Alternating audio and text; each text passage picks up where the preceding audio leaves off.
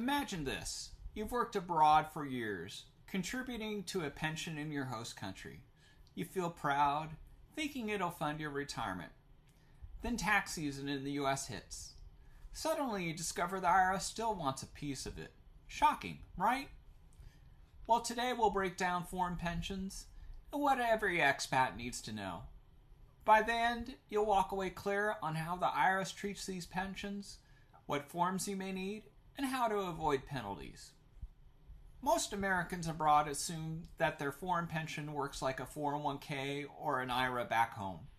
Unfortunately, the US tax rules don't play that way. Treating a foreign pension the same as a US plan can trigger big mistakes. Mistakes that can cost you thousands in penalties and taxes. Take Sarah, an American living in Germany. She contributed faithfully to her German retirement plan, thinking she'd defer US taxes just like her old 401k. Then she filed her US taxes without reporting the pension. A year later, the IRS sent her a penalty notice, thousands of dollars, because she failed to file the FBAR, the Form 3520, and the Form 8938. She didn't owe the US tax yet, but missing the forms created the penalty. This happens all the time. A foreign pension basically means any retirement account set up outside the US. It could be through your employer, like a company plan, or a personal pension you pay into for yourself. Now here's the kicker.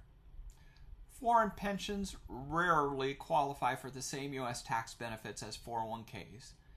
The IRS often treats them as a foreign trust, especially if it's a personal pension plan and not through your employer, which triggers extra reporting on the Form 3520 and Form 3520A. Great question.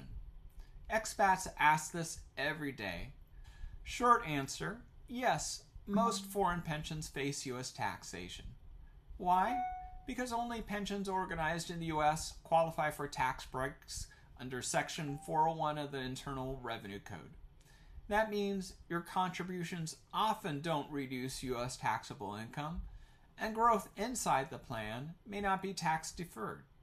Now don't panic yet. Some exceptions exist. If the U.S. has a tax treaty with your country, the treaty may let you defer income, deduct contributions, or exclude employer contributions. For example, in most tax treaties, Article 18 covers pensions, but not every treaty works the same. And the IRS includes something called a savings clause, which lets them tax U.S. citizens anyways.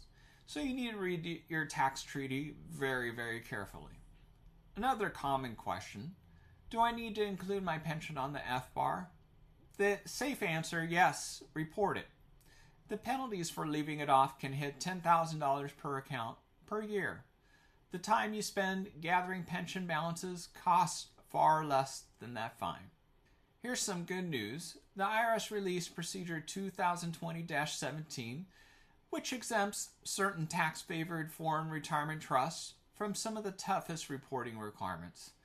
That means if you qualify, you can avoid Forms 3520 and 3520A. But, and this is huge, you must still report income and file FBAR or the Form 8938 when it's required. So what should you do? Identify whether your pension qualifies as a trust. Check if your country has a treaty with the U.S. Always include it on your FBAR and FATCA forms. And finally, get professional help, because one mistake can wipe out years of savings. Don't gamble with your retirement.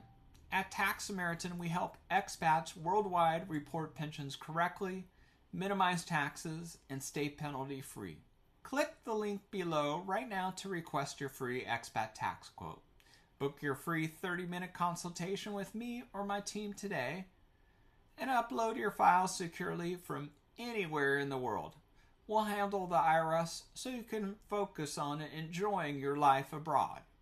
Before we wrap up, I'd love to hear from you in the comments.